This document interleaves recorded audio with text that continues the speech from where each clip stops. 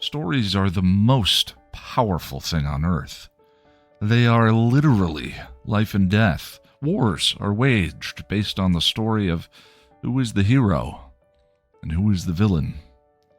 You are the result of a story your parents told each other, the one-night stand, the soulmate, and friends who became so much more.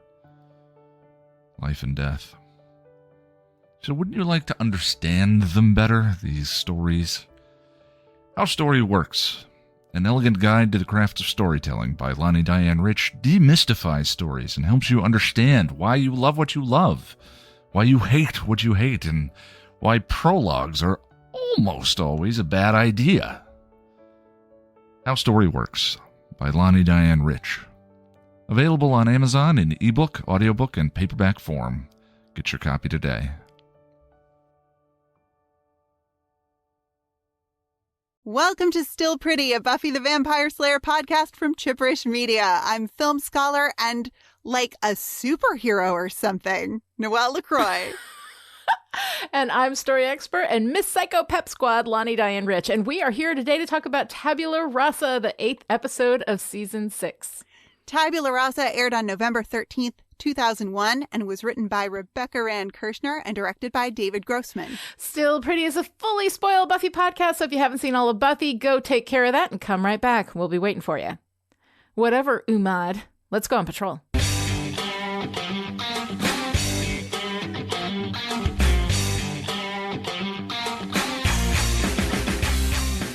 In Tabula Rasa, Buffy bumps into Spike while out patrolling, and he wants to talk about what happened between them. We kissed, you and me. All gone with the wind, with the rising music and the rising music. And what was that, Buffy? But Buffy does not. Luckily, a literal lone shark demon comes out of the night to collect Spike's kitten debt, and when Buffy fights them, Spike runs off. Later at Xander's, the Scoobies try to process what they learned from Buffy. Xander decides to just be happy that Buffy's back, but Willow wants to perform a spell to make Buffy forget what it was like in heaven. Tara forcefully objects, and Xander and Anya retreat to let Willow and Tara have some privacy. Tara tells Willow that she knows Willow made her forget. She says that Willow is using magic to make the world the way she wants it, and that's not what magic is for. When Tara says she doesn't think their relationship is going to work, Willow strikes up a bargain to go a week without doing any magic, but Tara is still not sure. Are you saying you're going to leave me? Over at the Magic Box, Giles tells Buffy that he's going to leave so that she can do things on her own without leaning on him. Buffy's angry and upset that he's abandoning her. The next day, Tara and Dawn leave for a Scooby meeting and Willow's running late, just out of the shower. She sends them ahead, then magically gets herself ready in a flash and goes down to the fireplace where she does a forgetting spell for Tara and Buffy with a bit of Leith's bramble, lighting it in the fire and touching a crystal to it. When the crystal turns black, the spell will be cast. Tabula Rasa, Tabula Rasa, Tabula Rasa. Willow rushes out, leaving the Costco-sized bag on the hearth. At the Magic Box, Willow arrives for the meeting with Xander, who loans her his jacket because it's cold outside. Giles is about to make his announcement when Spike busts in wearing a nerdy suit and a hunting cap as a disguise to keep the shark at bay. You need to give me asylum. Back at the house, a stray spark lights the Leith's Costco bag on fire. At the Magic Box, Giles tells them all he's leaving, and Buffy starts for the door, but Willow calls to her, knowing that in a moment, Buffy will forget. Buffy starts to explain how she feels, how hard all of this is, when the Costco bag burns out, and they all fall to the ground. Later that night, everyone wakes up in the dark and no one remembers anything about who they are. As a group, they get to working on the clues. Willow is wearing Xander's jacket, so she thinks they're a couple. Anya fell asleep on Giles' shoulders, so they presume they're a couple. Spike has an English accent like Giles, so he presumes that he's Giles' son, and his disguise has a tag inside that says it's Randy's, so he presumes that is his name. The only ones who get anything right are Buffy, who has named herself Joan, and Dawn, who guesses her name from her necklace when they realize that they are indeed sisters. I feel like a Joan. Fine, that's your prerogative. Prerogative. Whatever, Joan. Whatever, Umad. Buffy suggests they work the problem by going to the hospital, but when they open the door, the shark demon's vampire minions are outside. The Scoobies scream, slam the door, and panic. While they try to figure out what to do, The vampires burst in through the window and go for Spike. One of them grabs Buffy, but she gets free and instinctively stakes the one attacking Spike. Stay away from Randy! The other vamps run out and Spike drops the grate over the busted window. Buffy turns back to the group, who stare at her, dumbfounded. She's amped up, though, feeling the rush of the sleigh. I'm like a superhero or something. As the shark demon and his minions plan their next attack outside, Buffy figures out that they're after Randy, and she's wicked strong, so she and Randy should run out and draw them off while everyone else goes through the sewers to the hospital. Anya refuses to leave her store, so she and Giles stay behind to see if they can figure out a spell to get everyone their memories back. As Buffy and Spike run out through the group of vampire minions, Spike vamps out and discovers he's a superhero too.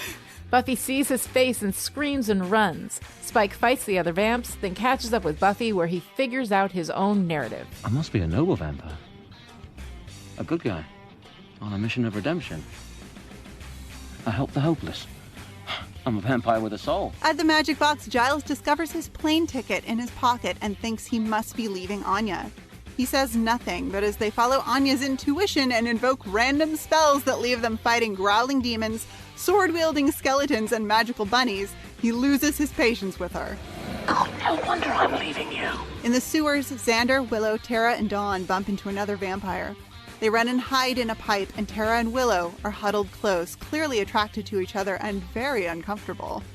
Willow talks to Dawn, trying to comfort her, and when Dawn asks how she's doing, she has a realization. I think I'm kind of gay. Spike rattles on and on about the Nobler Randy things, Joan inspiration. narrative. And the two of us, natural enemies, thrown together to stand against the forces of darkness. Out of trust. No thought of me biting you, no thought of you staking me. Depends on how long you keep on yapping. When the vampires attack again, they fight. In the magic box, Giles manages to clear out the spells and he and Anya make up with a kiss. In the sewers, everyone crawls out of the pipe and tries to escape. Willow and Tara fall to the ground on top of each other, and the crystal falls out of Willow's pocket.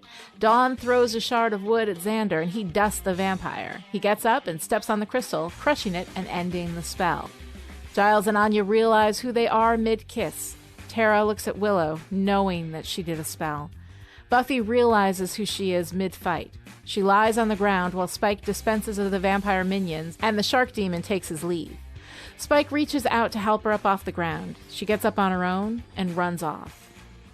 You were the one I loved, the one thing that I tried to hold on to. Buffy sits alone at the bronze. Tara packs up her stuff while Willow sits on the floor in the bathroom and cries. Giles gets on his plane to England. Spike walks up to Buffy at the bronze and looks at her. She turns her head away from him. He walks away. Tara tries to reach out to Dawn as she carries her boxes out. Dawn turns away from her and runs up the stairs. And by the stairs at the bronze, Buffy and Spike make out. I want you, but I'm not giving in this time. Goodbye to you. Goodbye to everything that I knew. You were the one I loved. All right, Noelle. Oh my God, Tabula Rasa. I have to say, like, there are a lot of big episodes throughout the run of Buffy that, you like Hush and The Body and Once More with Feeling, all of these ones that are just like so huge, Fool for Love. Tabula Rasa is one of the, ironically, like one of the episodes that gets forgotten. Yeah. And that makes, it's never considered to be like one of the big episodes of Buffy. And yet I think it may very well be the best episode of Buffy. I am fucking obsessed with this episode. I'm obsessed. And I think It's so good. I think it probably doesn't stand out because it comes immediately after Once More with Feeling. Right. Yeah. but Which it's tough to follow those big you episodes. can't, the episode that comes after the stunt episode, which I say with no judgment, just we're doing a thing and Right. it's huge. Like the High concept. Yeah, sure. there you go. There you go. The post high concept episode, I think, it's literally a tough act to follow, right? But Yeah. oh my God, this fucking episode, I'm obsessed. I have so many notes. They're all over the place. But I just like, I cannot wait. Oh my God. Your notes on this are great. So I am actually going to let you lead the conversation today because you had I went in, there were all of these notes. They're all brilliant. You're having all of these deep thoughts. And I'm like, I'll just sit here and comment. I'll just have what she's having. So I want you to just go ahead and run with it. And I'll hop in and comment as needed. You'll hop in and comment with your one note that's in the notes section. I have notes in your notes. You do. I have Yes. things. You have things, you have points, but just portioned Tell them off. what my one note was. Look, we have this joint Google Doc that we make our notes in. They make their notes. I make my notes. And then, usually they have a ton of notes. Noelle has all these notes. And then I'll have like a few, because I usually do my stuff on the fly. And then I write, the commentary, and this time I had like one note. And what was it, Noelle? I'm going to scroll down to the very bottom because I want to read it. And I also want to honor the punctuation as well. So let me get down. I'm down. Okay. All right, folks. I am, how many fucking pages in? We have a lot of pages. Oh my God. So many pages. It's so much fun. Mm-hmm. So Lonnie's one note. How is Spike still sexy in that outfit? How? All caps. It's brilliant. And if ever there was a note that was more on brand for me, I don't know what it was. I love it. But you have only told half the story, which is sometimes it is Noelle who is sliding into home at the last possible minute. And Lonnie's like, no, I got you. And then I got it. Then I go in and she's got, brilliant story expert, all of it. I'm letting you run with this because the thing is, like, when I love something, mostly my thoughts are like, I love it.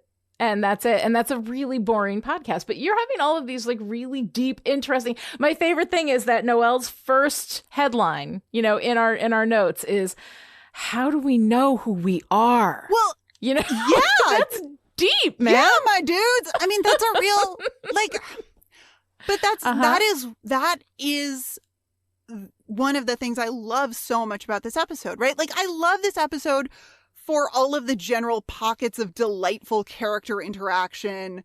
Yes. It's so good when they're all just trying to figure out what the hell is going on and who they are, and that's so much fun. Mm-hmm. But I also love this episode because it raises some compelling questions. Like, who are we really? And how do we know who we are? Right. And it also occurred to me that smartphones would make this episode a very different episode. I was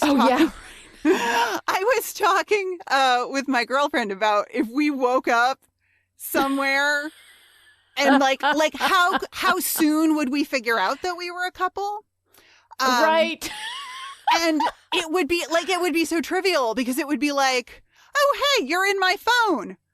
You're really in my phone. This is really interesting in my phone. I just picture her like walking up to me, just being like, you have a tattoo on your outer thigh. Like, what? Excuse me? Anyway. Yeah. But like, I mean, and I would love to see that. Like, I would love to see the technology version of an episode like this where it's like, how would we parse out, Oh, it would. Yeah. Like a lot of the problems in storytelling, a lot of the things that people have to like work through, end up being irrelevant. Like, smartphones would fix so many of these kind of, pretenses for these stories. But one of the things that I find really interesting about this whole idea is that like everyone is wrong about who they are basically except Dawn. Dawn knows her name. She knows she's a kid. She knows she's Buffy's sister. She figures all that stuff out. Everybody else makes all of these wrong presumptions, but I love this question that you have is like, how do we know who we are? Because you have to wonder like how much of who we are is built on our memories and experiences versus just naturally we are who we are. Like Willow and Tara, are attracted to each other. It is very, very clear in this that they have that attraction, and it is incredibly intense. Willow is actively not attracted to Xander. Xander wakes up, he's like, hey, and she's like, hi, clearly not attracted. Yeah. Well, yeah. There's a lot going on there too, which we'll get to. But yeah, keep going because there's a lot that's really clear about who there's they are. A lot of natural things here, Buffy and Dawn instantly start bickering, although Buffy immediately, right after they've just met, reaches out and smooths out her hair, which is something that she instinctively does. Giles and Anya have this grudging respect for each other, but also have a tendency toward bickering, which is not entirely unlike their natural relationship.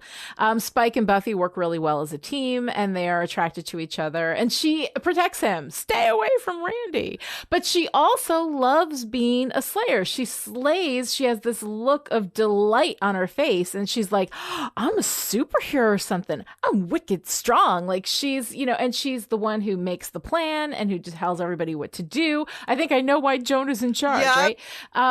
It's just this there is a natural state to who we are, and then there is who we are that is based upon our experiences.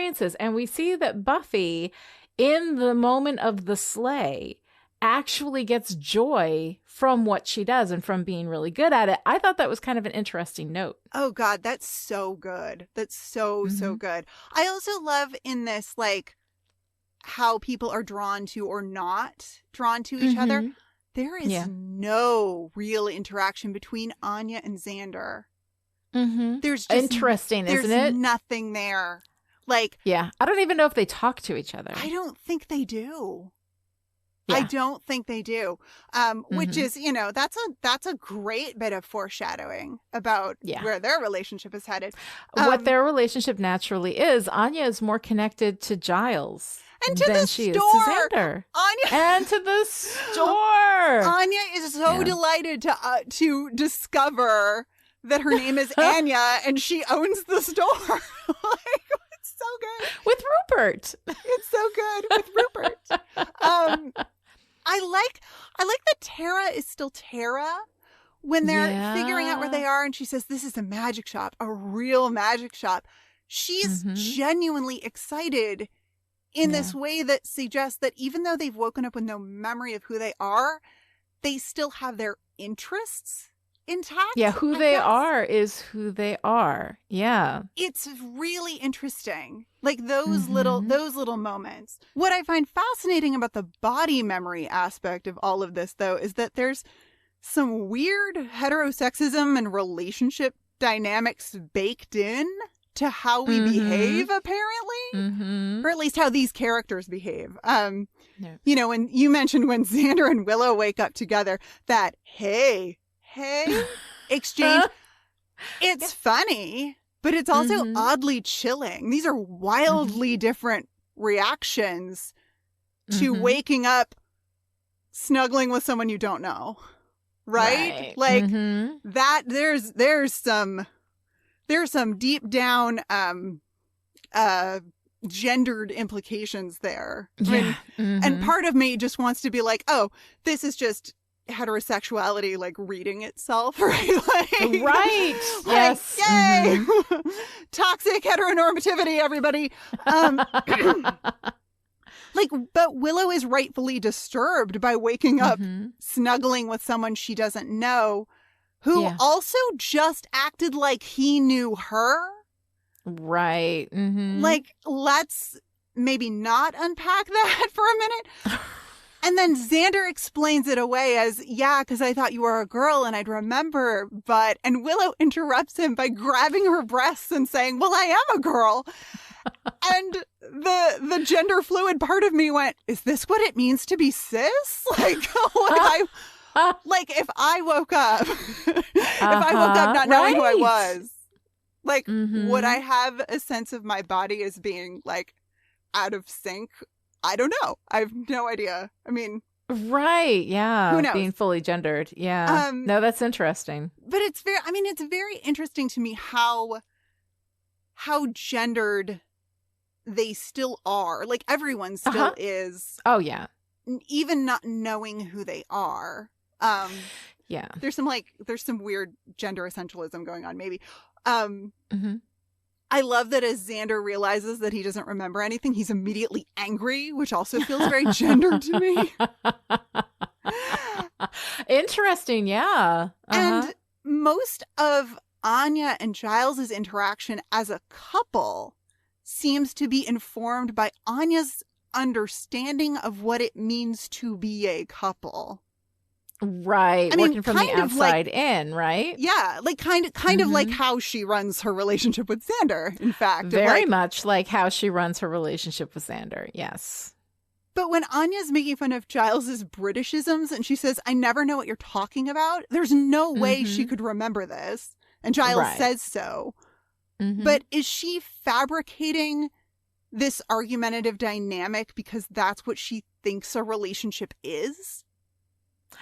Interesting. Like, we're engaged. Yeah. We must be fighting all the time because couples be fighting. We must be close enough to irritate each other. Yeah. Like, it's such a weird thing to me. Like, I love all of the Anya Giles stuff. I love it so much. I love the way oh my God, bicker. Anya and Rupert. I love Anya and Rupert. I ship Anya and Rupert. I ship it really hard. And when they kiss, I'm like, yeah. I would love to see Giles and Anya get together, especially because she is 1,200 years old. So it's okay, you know? I mean, that's fine. That's fine. Sure. Yeah, shall we jump right into the Giles and Anya sexual tension? Oh my God. Yes. Yes. First of all, chemistry. They have loads of chemistry. I kind of love, thinking about it in context, she wasn't in the school when he was there, but she was a student. Yeah, she was sort a of. student. But again, we get into this whole age stuff, with that relation. Like, if Anya and Giles had become a relationship, that would have been super interesting. Although she's coded as a kid in the school, so all this. But now, she comes across as a full adult. They feel more like peers than Xander and Anya, really. Yeah, to me too. Yeah, and the chemistry that they have, the relationship they have, the moment that they're kissing, when they're kissing, I think there's some real shit happening there. I think there's something between, Anya and Giles, kind of, Well, okay, so, okay. I'm sorry. I just love this episode so much. It's so good. I know. I love it too. So, Giles and Anya kiss, and at first I thought I wanted a Back to the Future style moment. When I kiss you, it's like I'm kissing my brother. Like, I thought that's what I wanted. Mm-hmm. I thought I wanted that reaction. But now I think I want an acknowledgement that it was super ridiculously hot. Yes. Which is maybe what the cleaning is supposed to imply. Mm-hmm. Especially Anya's, triple yes. Where Giles is like, this place needs a good clean. And she's like, yes, yes, yes. Is that an orgasm joke? I think it might be. Oh my God. I think it might be. I think they're uncomfortable because there's a little something there. There's a spark, I don't know, from a story perspective, obviously this is totally subjective, right? But what is the better answer? Mm-hmm. Is the better answer that it was terrible, or is it a better answer that it was great? I think that it was great. Unfortunately, we never examine any of that ever, and we will pretend like this never happened and it's never a big deal. But I kind of love the heat between Anya and Giles. And I love that moment too, earlier when he says he's leaving and she's like, are you really leaving? You can't mess with a poor shopkeeper's heart, Yeah. And there's something really sweet about that relationship between them. And it has always been a, he's the adult and she's, a kid, except that not really. Not really. In reality, no. Yeah. Well, And of all of the core younger group, Anya strikes me as the most adult. And I don't know if that's just her pro-capitalism, gotta protect the cash register kind of vibe. But she has a lot of knowledge. And, there's this line, too, from Xander, earlier in the thing where he's like, you have a lot of lovely qualities. Like, she says something and he just dismisses her completely. Oh, God, I hate it. I hate it so much. And I'm glad that we are almost at the end of Xander and Anya because I just cannot take the way he talks to her anymore. It's depressing. Mm-hmm. It's distressing. It's not. Yeah. It's not good. But Anya does come across as having a kind of adult world knowledge and experience, despite being not really in touch with how things work. And for me, that's such a great match for Giles. Like, I just love them together. Not necessarily as a romantic couple, although I gotta say I'm kind of here for it. I don't hate it. Yeah, I don't hate it. I don't hate it. Yeah. But yeah, I don't know. But there's one thing that he says that I don't know what to do with. So yeah, Anya figures out that she and Rupert own the shop together. Yeah. And Giles says that's very progressive of me. Uh-huh. And I want to know, is that a hard pivot on magic being chicanery and balderdash? Or is he being a sexist pig about owning a shop with a young woman to whom he is engaged? Oh, my God. I thought it was a hard pivot. I never read that as a sexist comment. I've always read that as a hard pivot. But yeah, I mean, yeah, I think that both readings are definitely valid based on the text itself. Right? I mean, maybe, I don't know. That was one of those lines where I'm like, I just don't know what to do here.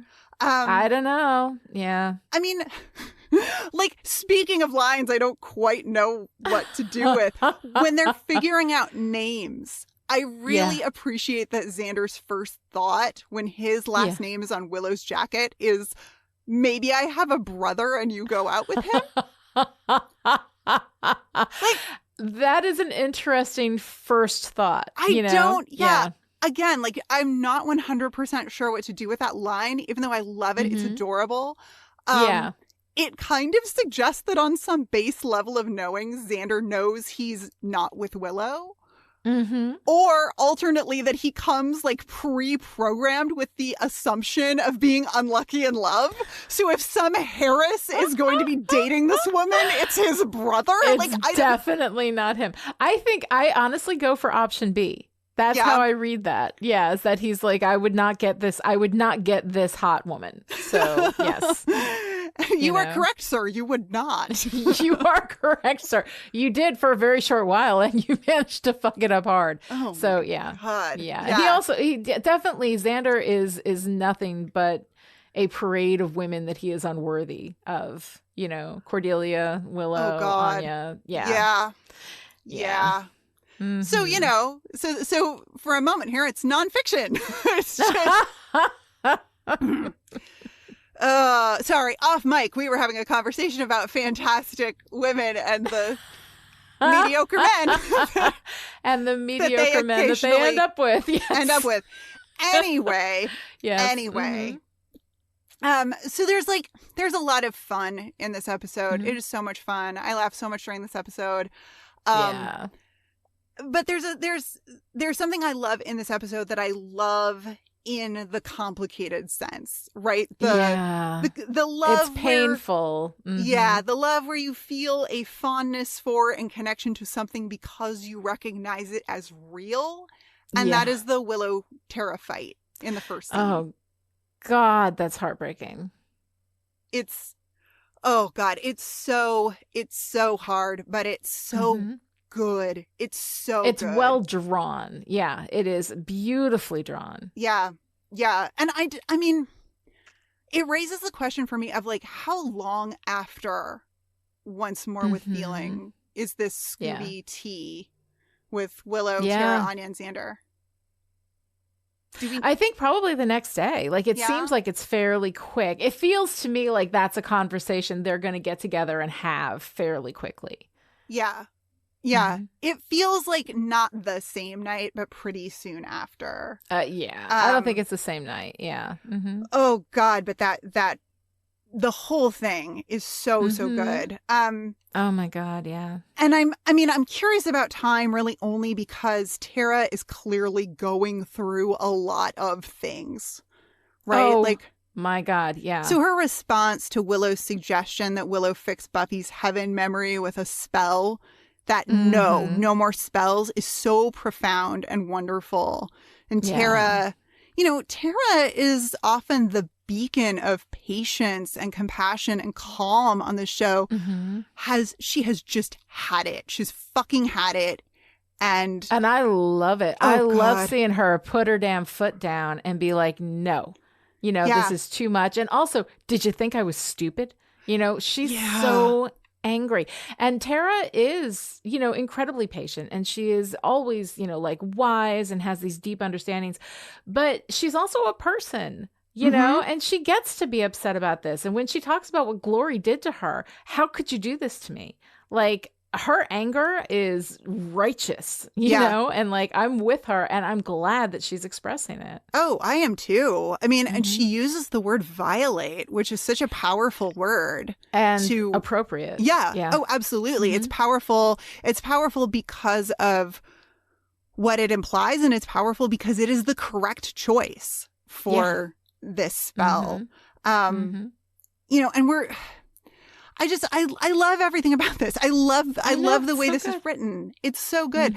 I mean, Willow's disproportionate use of magic showing up immediately with her sense of black and white when she says this isn't something that's going to be fixed by a video club, which, maybe. But also, like, there are levels between video club and amnesia spell, right? Like, yeah. But when you feel powerless and all you have is a ridiculously powerful hammer, dot, then that's what you use. Sure. Yeah. I mean, my favorite metaphor for trying to fix the problem you created with the thing that created it comes from Michael Hobbs, who jokes about a CrossFit coach who wants to fix your hurt knee with more CrossFit. So, like, whatever is ailing you, more CrossFit. Like, right, that's the answer. More CrossFit. Exactly. And we know, like, so Willow is like firmly, more CrossFit, and Tara has officially had it because she finally says, God, what is wrong with you?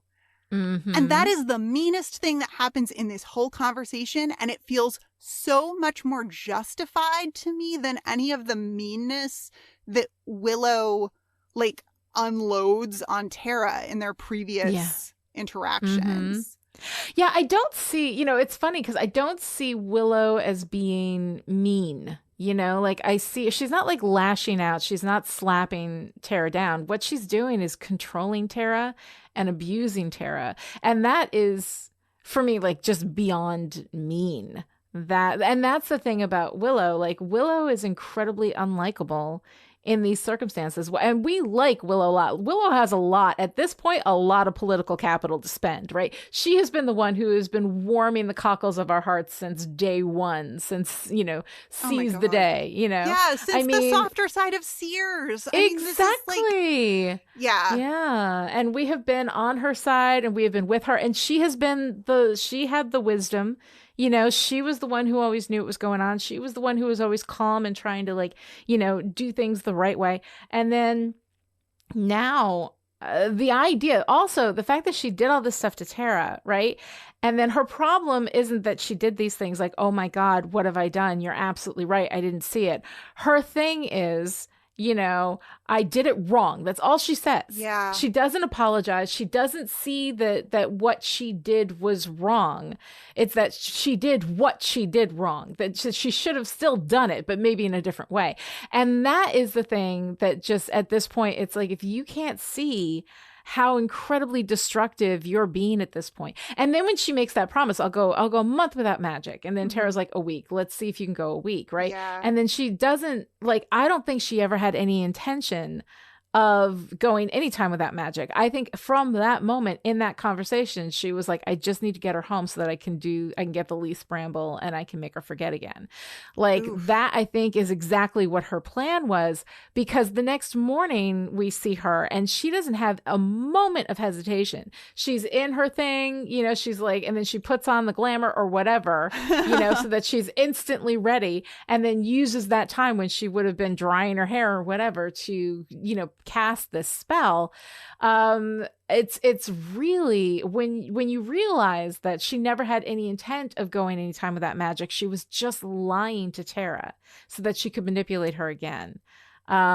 It's tough. It's tough to see Willow like that. I mean, it's really rough. It's really, really rough. Yeah. I don't know. I feel a little bit differently about Willow in this particular fight. Like her, I think, the way it's shot suggests to me that Willow in this moment is sorry. And, I think she knows what she did wrong. I think she's sorry. But the way that this is shot, for a substantial chunk of the scene, Tara is more, or we see more of Tara physically than we do of Willow. Willow is in a much tighter close-up than Tara. And Tara, because Tara is more embodied in this conversation, she's more zoomed out in terms of the relationship. She's talking about their dynamic as a couple she can overall. See more. And Willow is making her what she's bringing up is, not just this violation, but Willow is making decisions for both of them and using magic. Whereas Willow is tight in the immediate moment. Like her focus is on the immediate confrontation. Right. And I think that, I don't know, this feels like the Willow that I love. She's not taking responsibility. You're absolutely right about that. But she is deeply uncomfortable being confronted, and we see that. And the discomfort doesn't turn to anger or hostility the way it has before. This is much more like, I fucked up and I feel shame. Yeah. And I don't know how to repair it. Like, it very much reads as something I did hurt someone I love, and I don't have I can't get out of my ego enough to really acknowledge the hurt that the other person is feeling, because I'm still so in my shame at being confronted. Her little I love you, it's so timid, and I think she means I love you as in I'm sorry, but she's still too in her own shame at being confronted to truly apologize. So I'm yes-anding your comments essentially. Yeah. I love that this is the fight that we get in the episode where Tara leaves, because Tara advocating for herself is so huge, and Willow beginning to see this, we see Willow in this uncomfortable light that I think is kind of sort of in the seeding of the magic use as addiction kind of storyline. But it's, oh God, it's so, it's hard. It's really, really painful to watch. And I love it, because that zoomed in, I can't acknowledge the hurt that I've caused. I think when Willow offers to go a month without magic, I think in that moment, she believes that she will do that. I think in that moment, in that tight close-up, when it's just her and Tara, and she is staring down the reality of maybe losing this person who's the most important person in her life. Right. I think she means it 100%. And I think this is a place where the addiction metaphor, the maladaptive coping mechanism metaphor works for me, in that, in that moment of confrontation with a person that I love, yes, I will absolutely, I will never do this again. I promise you, I love you. Please don't leave me. It's that is a real moment that, a lot of us have had probably, on one Yeah. or more sides of that, dynamic. But Yeah. then when you get back into everyday life, which is the next place that we see her use magic, and full disclosure, if I could do my hair magically, I completely would. I'm sorry. Oh my God. Seriously, hair and makeup? Absolutely. If I could snap my finger, absolutely. Oh my God. If I could make my hair Yeah. look that good with magic. Anyway. I know, right? Oh, but it's, Oh my God. so I give, and I don't know, maybe I'm giving Willow too much benefit of the doubt. Maybe I'm giving her too much credit because I definitely, I see familiar. Yeah. I see familiar dynamics playing around, in this relationship. Sure. But yeah, it is really what Willow does. Tara is absolutely correct, and what Willow does to her is a violation. And Tara makes an interesting observation, which is if you don't want to fight, you don't fight. Yeah. I'm not entirely sure, because Willow says that she does this because she doesn't want to fight. She Right. does the memory spell because she doesn't want to fight. And I'm not entirely sure what to do with that, because not fighting ever also feels like a relationship red flag to me. But maybe... Well, I think it depends on how you define fighting. Okay. Like, to me, I define fighting as you are entrenched in complete conflict and yelling at each other, as opposed to having an open discussion where you're like, hey, you did this thing, it crosses this boundary for me, we've got to have this talk. There's the talking and the discussion and the working through conflict that to me is not fighting. That is open communication. That is conflict management, right? But fighting is what the hell is wrong with you? That is fighting. So I think that's what I read in what Tara was saying. Not that if you don't want to disagree, you don't disagree. It's if you don't want to fight, you don't fight. You just have the discussion. Distinguishing between a fight and a hard conversation. Yes, I think so. I think that's what she's doing. Tara does not seem the kind to me to be let's just pretend it's okay, despite the fact that we have, later on in the season, a moment that sort of indicates that. Can we just skip it? Yeah. Yeah. Which, also relatable. But you also get the "can you just be kissing me now" line, which is totally. Yeah. Well, yeah. Tara, I love that line. It's God. Oh my God. I'm just sorry. Yeah. I'm just preemptively dying a little inside because of that line. I know. Yeah. But it's, God, it's so good. It's so brilliant. Yeah. But yeah, I think it is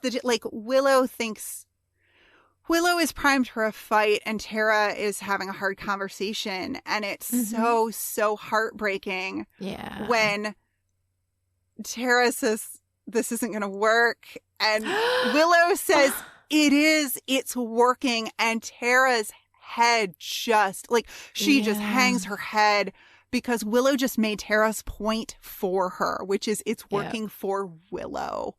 Right. And it's oh God, I love everything about this fight. It's so hard. Yeah. I love everything about hard conversation. I love everything about this. I love everything about it except the ending. Willow asks, "Are you saying you're going to leave me?" And we never get Tara's answer because we go to Buffy and Giles. Yeah. And dramatically, and as a parallel for their revelations from Once More with Feeling, it's a great choice to edit the conversation here. But in a conversation where Tara is so clearly setting boundaries and advocating for herself in this relationship, I would have liked to have heard her answer. I'm actually okay with it because I don't think that she answered. I always figured she didn't answer because the answer was yes and she just couldn't say it yet. And I have a lot of sympathy for that position. I know I've been in that position before, where the answer, but you just are not ready to say it yet. And so that's what I got from that. And it breaks my heart more knowing that Tara knows, but is not ready to say it. Yeah. Tara doesn't want to make the decision that she ultimately makes, which is again so relatable, so painful. I No, and Willow doesn't give her a choice, and it's just so heartbreaking, but it's so good. It is well drawn. Yeah. Oh, God. So this relationship cut to Buffy and Giles.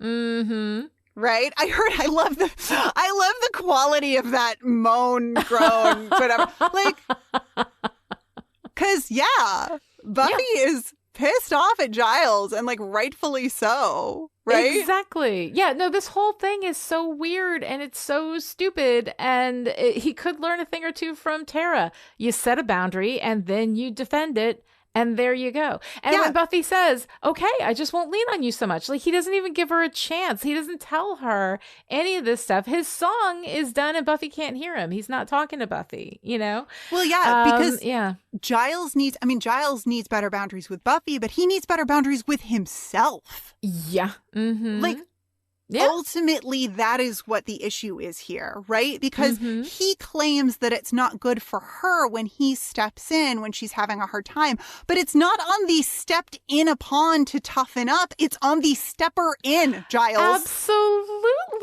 Absolutely. And then, oh God, I fucking hate this. And then when he says he doesn't want to cause her any more suffering, and she essentially says, okay, great, so like don't leave, right? Right. He falls back into Watcher mode, as though this were all about the Watcher-Slayer dynamic. Like, it is. No. It is so not about any sort of Watcher-Slayer relationship. Exactly. It is about Giles not being able to cope with his own daddy issues, aka he feels like more of a father to Buffy than he would like to, and he can't reconcile that. Yes, which would be interesting if textually that was what we were going for, but it's not. Like, I get that Anthony Stewart Head was leaving the show, they needed to write him out, but this rationale is just stupid. And they play it as though this is the correct rationale, as though this is a reasonable choice for him to make. And it simply is not, you know? And that's what drives me crazy about it, is that I love your read on this, that this is about his internal conflict with Buffy meaning more to him as a daughter, you know, than this colleague relationship that he signed up for, you know, and that's something that he's struggling with. I would love if they had actually played in that space, but instead they're just treating this like this is the reason why Giles is leaving, and he's right and he's not. Yeah. I mean, there is a super compelling, like very adult story going on behind the scenes that's just not explored, which is Giles's evolving sense of what he is to Buffy and what Buffy is to him. But, you know, we don't explore that because the show is Buffy the Vampire Slayer, not Giles the Vampire Slayer Watcher, although here for it.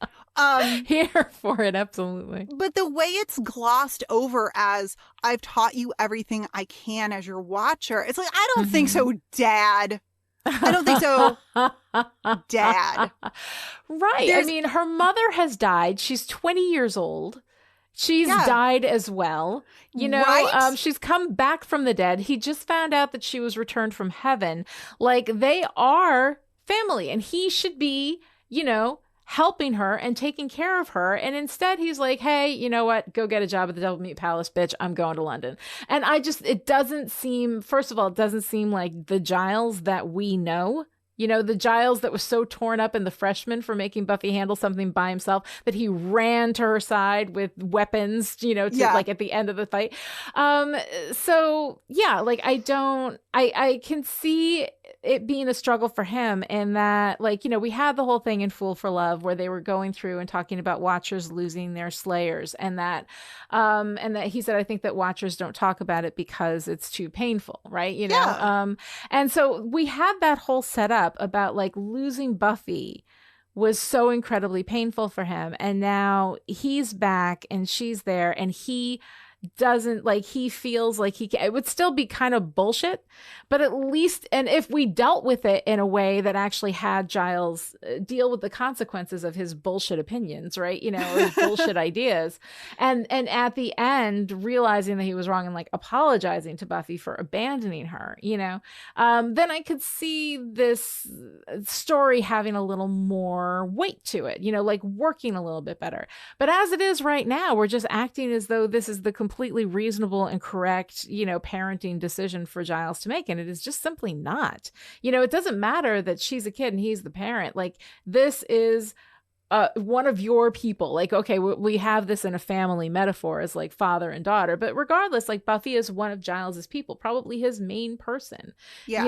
And when your person, whether adult or child, is in the shit, you don't say, oh, well, I would clean this shit off, but I really don't think that's best for you, so I'm gonna bugger off across an ocean and just not be here until you figure your shit out. And then once you figure your shit out and you don't need me, maybe I'll come back for Thanksgiving. Like, whatever, it sucks so hard. It sucks so hard. Yeah. I mean, like, they could have done, this would have come across as shitty. I mean, equally shitty, differently shitty, but like a story about Giles wanting his life back because he signed up to have a slayer, not a child. Yeah. Which again, like, that I feel like that would have made him look shitty, but he looks shitty anyway. He looks shitty anyway. If you acknowledge that he looks shitty and you make it something that he's working through, then at least that's interesting. But yeah. I don't care for it. It's not a good it's not a good decision. There are other ways to write characters out of shows. Yes. There just are. There's better ways to handle, all of this with Giles. If Giles has to leave, if he's helping, if there's something in England that he can do that will actually be helpful, if he's looking for something that will, going to research something and I have to go for a little while, or like whatever, like there's a million different ways you can do it. This is the most slapdash, we just have to write this dude off the show, we're not even going to take time to think about it kind of way. And go to England, advocate for Slayer's rights. Come on, man. Right, exactly. Like, so I'm going to go to England. I'm going to go to the Watchers Council. I'm going to try to get you a salary, like, because you need this for, dealing with all this. Yes, I'm going to help you in some way. This is what I'm going to do. And it requires that I leave. Yeah, something.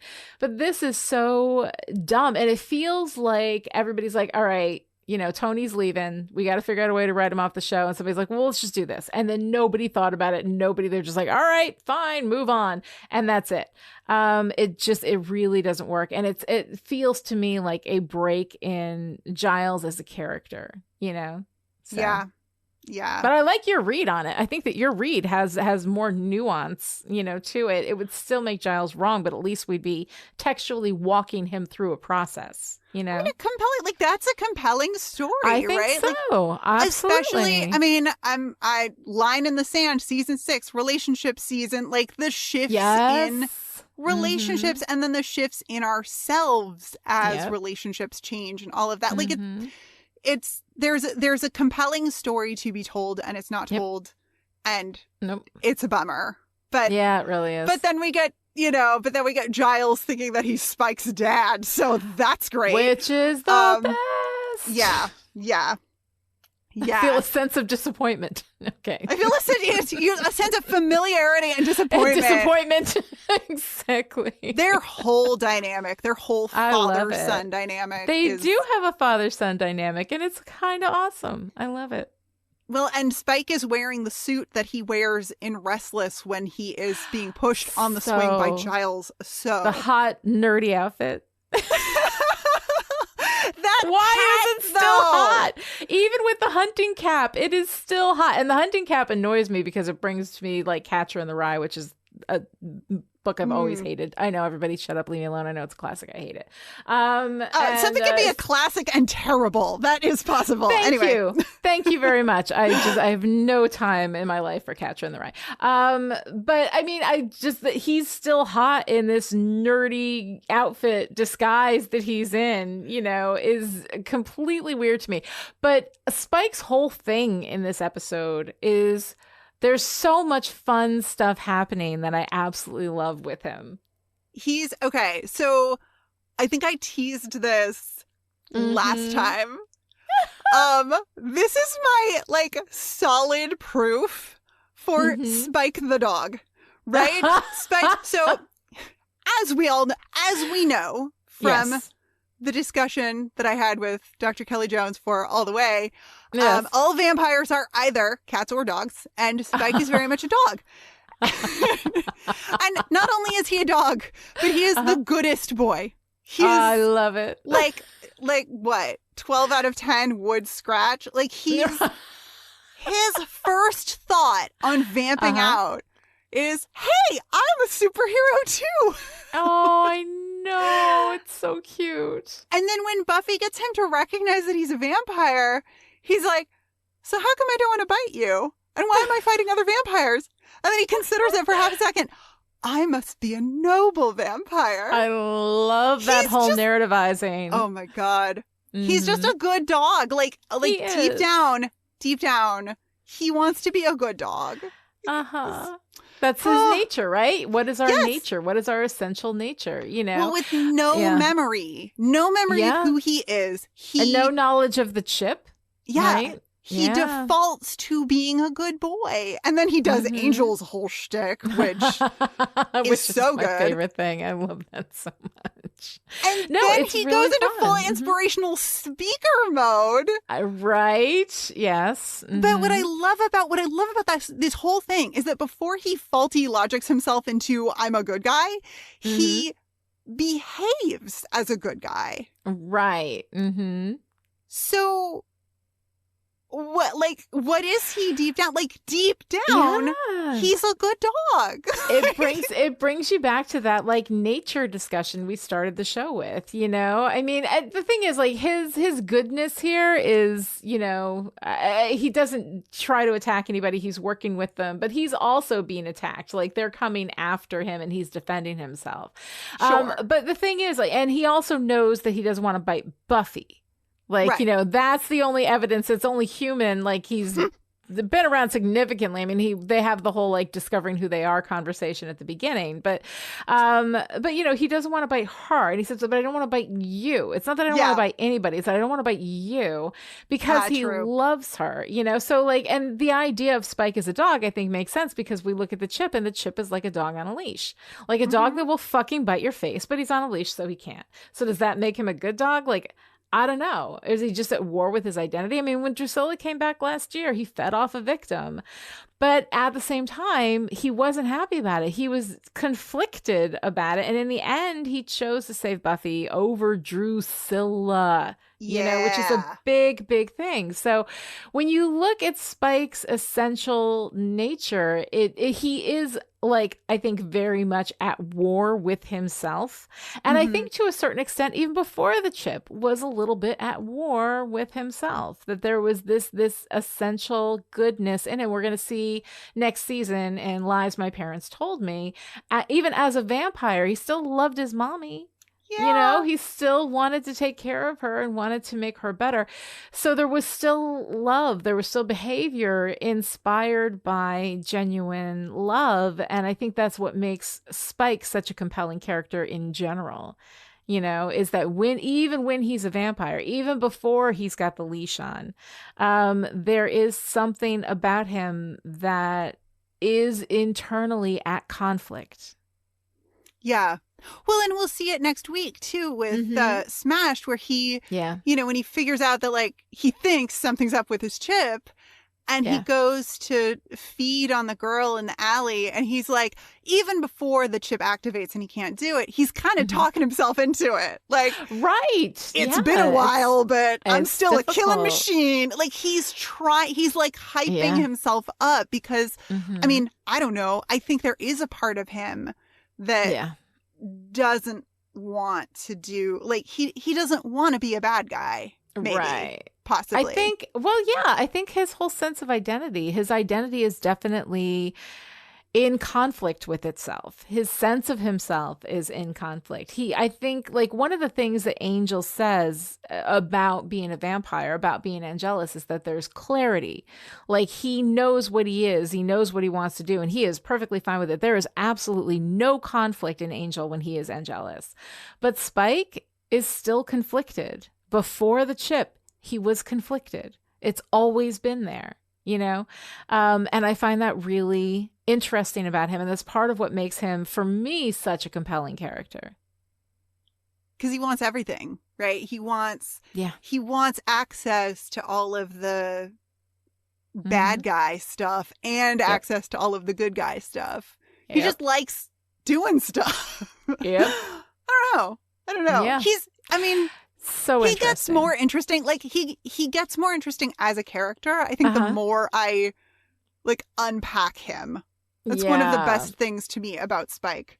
Yeah. Plus, that outfit. Oh my God. How is he hot in that outfit? How does James Marsters do it? I have absolutely no idea. And maybe I'm the only one who thinks he's hot in the hunting cap and the nerdy outfit, but I do. Randy Giles, I'm into it. Oh my God, that conversation. Yes. Randy Giles. I knew there was a reason I hated you. I hated you. That's so great. It's great. It's great.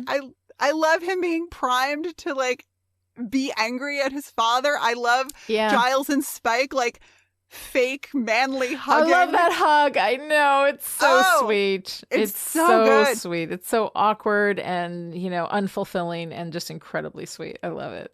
So good. So good. All right. So I'm going to talk about the thing that I hate the most, which is actually a thing that you love, which is the fucking shark demon. Oh the lone shark that is a literal shark. Oh my God. We are moving from metaphor to absurdist comedy and I fucking hate it. But you love it. Tell me why you love it. I love it. Okay. All right. He's a literal card shark or loan shark or I think he's a lone shark. He's a literal shark. Whatever he is, he's a visual pun, and I'm here for it. I'm so here for it. It's so fucking funny. I don't know. I just love it. It's terrible. It's ridiculous. The way he calls Spike a Mr. Spike. The way he clicks his teeth at Buffy. When she's like, why don't you just use money instead of kittens? And he's just like, she's funny. I like that in a girl. He's got this like, listen, Papa kind of thing. No, it's so good. He does. So the performance is great. God. Yeah. The combination of Raymond O'Connor's performance and the ridiculous, like, he has so not only does he have the shark head, but he's got little fin flipper hands like Danny DeVito as the penguin in Batman Returns.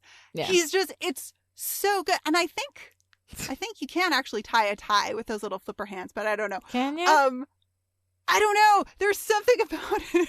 It's so goofy and he's so compelling and just bonkers. I love it. And we're back to the whole fucking kittens thing. Which I hate, which I hated in Life Serial, and I hate it now because it is absurdist comedy. That's not what we do here. That's not what happens on Buffy. It breaks the world, and I fucking hate it. But I do love this one line. Time, Mr. Spike. Time is what turns kittens into cats. And, like, I love that line out of... It's great. It's a great line. And like the performance is great. And like I got nothing against the guy doing that. I mean, everything, like it's just the shark and the literal lone shark who is a shark demon. I mean, for fuck's sake. And the kittens are ridiculous. And I hate that whole thing. I don't know. It drives me crazy. But I love that you love it. I love when you love the things that I hate because then it means that I don't have to worry about hating them. You will love it enough for both of us and we can just move forward. But I mean, I think I am in the minority here. Like, I think I'm the only one I've heard express like pure hatred for this fucking shark and for the kitten poker. Everybody else seems to love it. So I believe I am the unpopular opinion here. I also love that the shark is the episode's red herring. Like, come on! Come on! It's so good. It's so good. It's so stupid. I love it. There's something so wrong with me. I don't know. I don't think there's anything wrong with you. I think honestly, you have, I believe, the more, standard opinion on it. Most people I think like it. Mm-hmm. Give me a dad joke any day. Like I love a dad joke. This is like the dadliest catch of dad jokes. This is just you can't. Oh God, it's good. Yeah.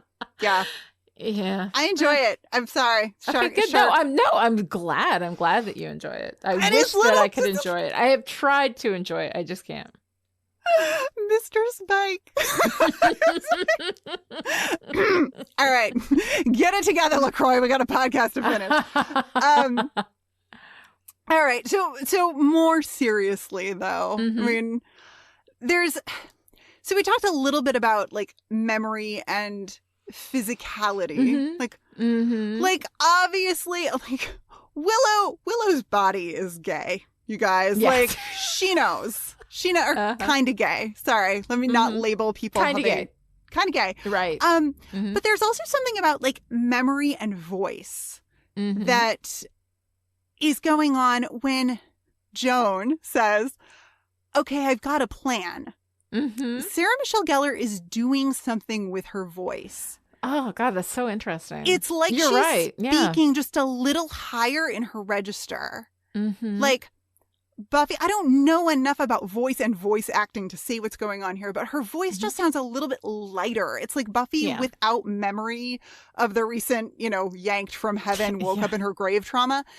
She just sounds a little brighter and sunnier. Yeah. Like you talked about the genuine joy in slaying it, discovering that she's powerful and she did a thing and it was cool. It was cool. Wicked strong. Yeah. Yeah. Yeah. Like partly, maybe part of it is this element of like, I will keep myself safe by modulating my voice to sound feminine and pleasant, which is something that a lot of us do. Which again suggests some memory of like gender dynamics with regard to power and safety. Yeah. That remains.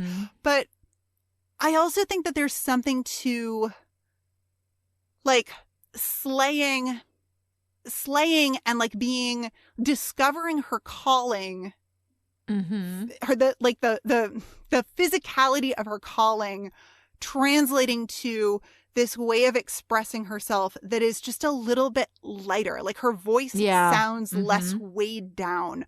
And also, excuse me, I seem to be pretty strong.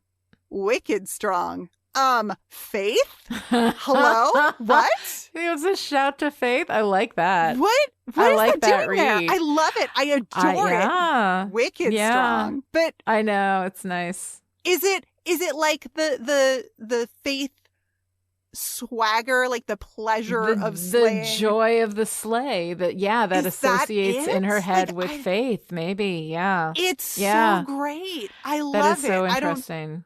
It's delightful.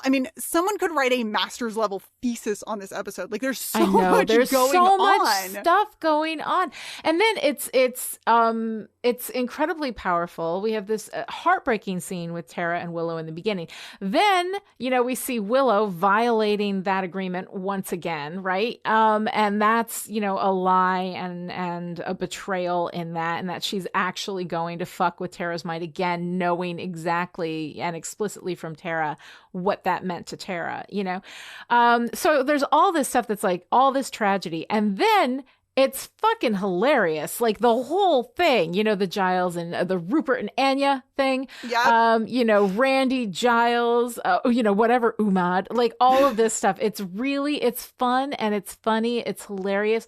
And then Xander steps on the crystal, he cracks it, life goes back to the way it was. And then we open into Goodbye to You from Michelle Branch singing at the Bronze, right? And then this episode that has all of this humor and all of this silliness mixed inside a tragic story, which I fucking love. Yeah. It's comedy inside tragedy. It's a comedy sandwich inside tragedy bread. I love it. And then at the end, it's so fucking like you're getting punched in the face with all of these feels. Buffy alone at the Bronze, she turns away from Spike, and then of course turning towards him at the end when they're kissing, and she's just reaching out to feel something. We have Tara packing up and leaving, and oh my God, when she reaches out to Dawn and Dawn won't talk to her and runs up the stairs, I cry every single time. It's so sad. That is gut-wrenching. Oh, it's gut-wrenching when Tara, that little gesture to Dawn, and Dawn just books it up the stairs. Oh my God, it's so sad because Dawn doesn't understand. Dawn doesn't know what's going on, and so Tara looks like the bad guy. And she does that. She just takes it. She just picks up her box and leaves. It's so sad. breaks my heart every time. And Willow, as mad as I am at Willow, but of course, like we say, Willow has built up a lot of political capital, not all of which has been spent on this, which just tells you how much political capital she has built up. She's there just weeping on the bathroom floor. And I mean, who of us has not had that night before? Oh, yeah. It's so fucking sad and heartbreaking, and the whole thing kills me. And then we've got Giles on the goddamn plane, which makes me mad, but it's also sad to see him go because I love Giles. He deserves that middle seat, though. He does deserve a middle seat. I'm sorry. Bad parenting decisions get me. Exactly. I hope the person sitting next to him smells like feet.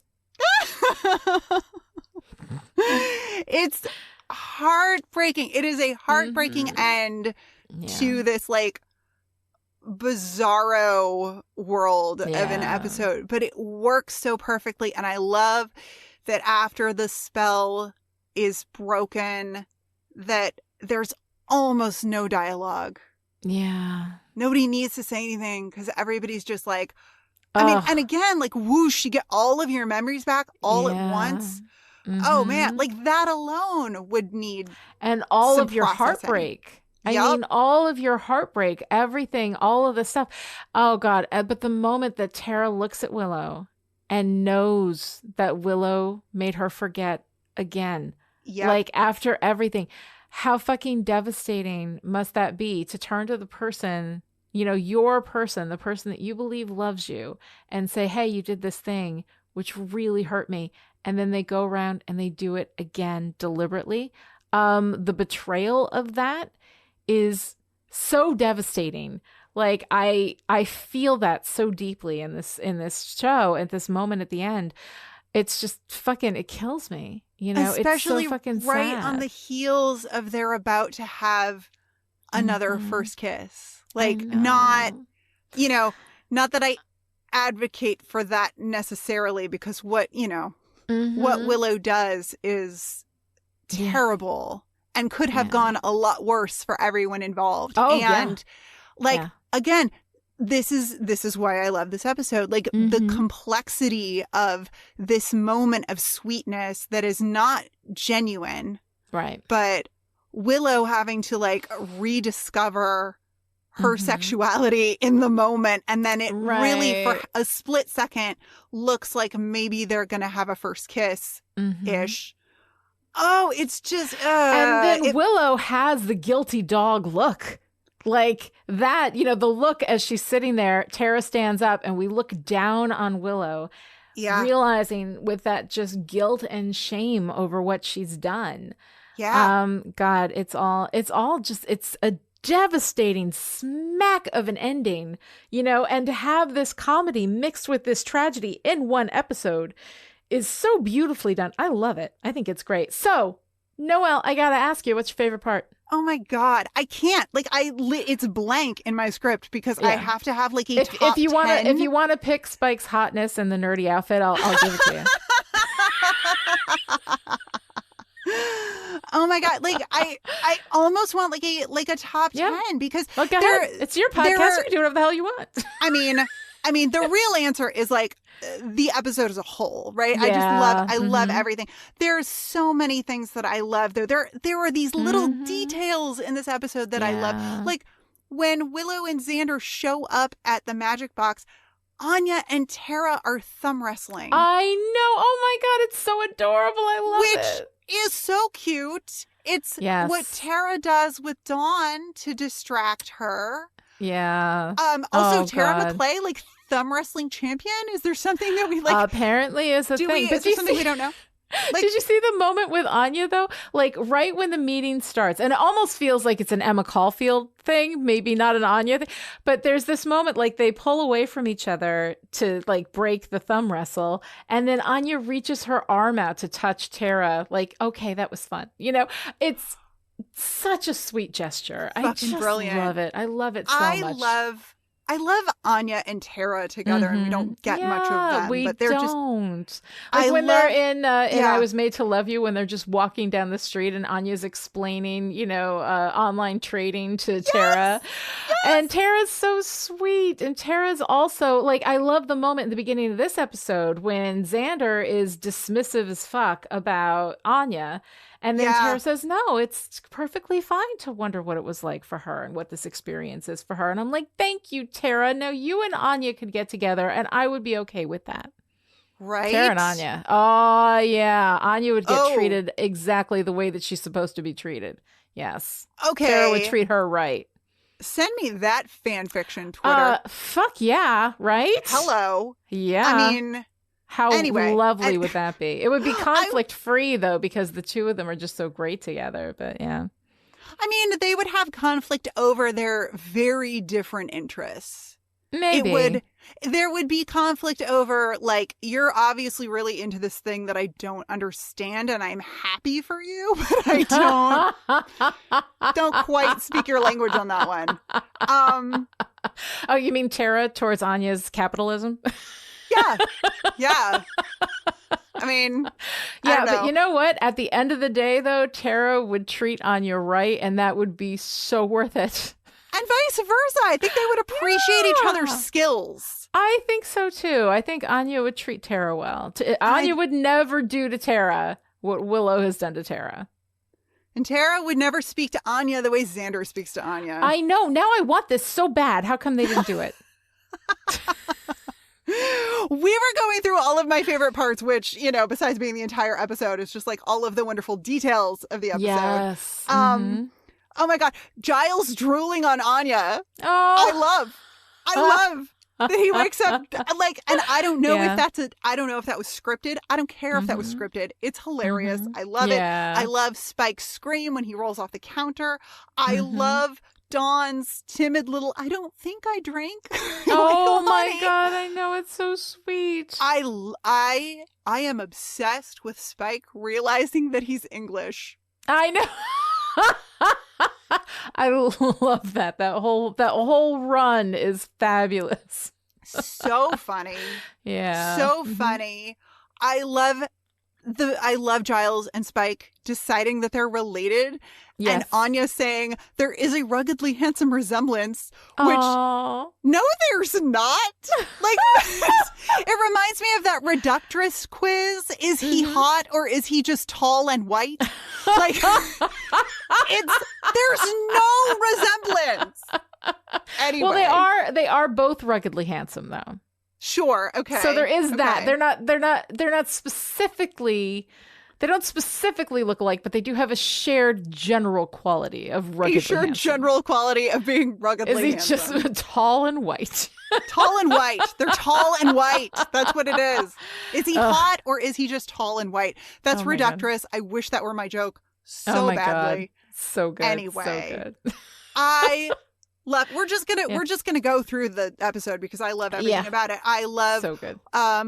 I love Willow thinking her name is funny and Tara thinking it's pretty. Oh, God. I love Spike mocking Anya saying Rupert. I love the fact that they call her Anya. Anya. She even gets her name wrong. Yeah. She gets her name wrong. It's so good. I love Buffy saying, I think I can name myself. Because hell yes, you can. And why does she choose Joan? Joan of Arc. Yeah, that's what I was thinking. Is that it would be Joan of Arc? Yeah, I think it's. I think she names herself after Joan of Arc, which is adorable in its own right. Really, yeah. Mm-hmm. There is a moment. There's another bit of like, I don't want to call it physical comedy, but it's like physical characterization.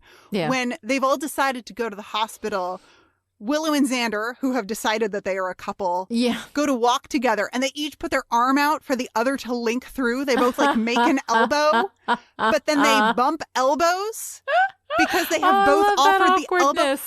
Yeah. And then Willow links her arm. She like, she's like, oh, okay, and like links her arm through his arm, and then has this great facial expression like, that doesn't feel right. Like it's so it's so good. It's so good. I love Spike describing Giles's car perfectly. I love Anya saying, bloodsuckers. They kill by sucking blood. Take it easy, Joan. I love it. There's I so love it. many great things. Yeah. Tara so is a many great leader things. Tara with no memory Yeah. is the leader in the crisis. I mean, Joan's in charge, don't get me wrong, but Right. Tara is like leading them through the sewers and helping everybody Yep. get down the ladder safely. Mm-hmm. Oh, God. I love Giles. I love the cutaway to Giles fighting the skeleton warrior. Right. Get a different book. Oh, I love my that God. he's fighting left-handed, and I don't know if Anthony Stewart Head is left-handed, I but have no sword idea. fighting left-handed will always take me to The Princess Bride. I know. And I have headcanoned. That Giles is not left-handed. He just Oh. is, making it easy for himself. I love this episode. That's so good. Down to the tragedy of it. I love that Tara Yeah. doesn't even have that much to pack. It's so Oh, sad God, and so I good. know. Mhm. I love it. I love That's it. I really love it. I good. love it. Anyway, now that my favorite part has been 20 minutes long, what's your favorite part, Lani? Well, okay, I feel like the answer I have to give is, Spike in the outfit. But actually, what it is Spike's narrativizing, his co-opting of Angel's narrative as Yes. I'm a vampire with a soul. And then I Buffy help being the like, helpless. "Ugh, how lame is that? Yeah. I love that whole thing. I love him. I'm noble and there's no thought of me biting you or you staking me. It's so wonderfully Spike, and yet Spike, an aware Spike watching unaware Spike choose that particular narrative would be so upset with himself, and it Spike just makes would it even stake more. himself. Like, It makes it absolutely even more delightful. Like I love the whole thing. It's a fabulous episode, one of the best episodes in the run, definitely in my top 5. All right, if you enjoyed this conversation, would like to join in, connect with the show on Twitter, follow @Chipperish and use the hashtag StillPretty. This episode of Still Pretty was brought to you by the Chipperish media producers who support us on Patreon at the power producer level. These people are the reason why Still Pretty is coming to you free and ad-free right now, so thank you to our November producers. Shelley, Kristen, Jonathan, Rose, Erica, Alice, Abigail, and Sarah. And this week's special message for our power producers: hey, maybe we're study buddies. To find out how you too can support Chipperish Media, visit patreon.com/Chipperish. Other ways to show your support: write a great review on Apple Podcasts, tell your friends about the show, or get some Lease Bramble on the cheap at Costco. What could possibly go wrong? We will be back next time with Smashed, the 9th episode of Season 6. Until then, I'm all sweaty and trapped, no memory, hiding in a pipe from a vampire, and I think I'm kind of gay.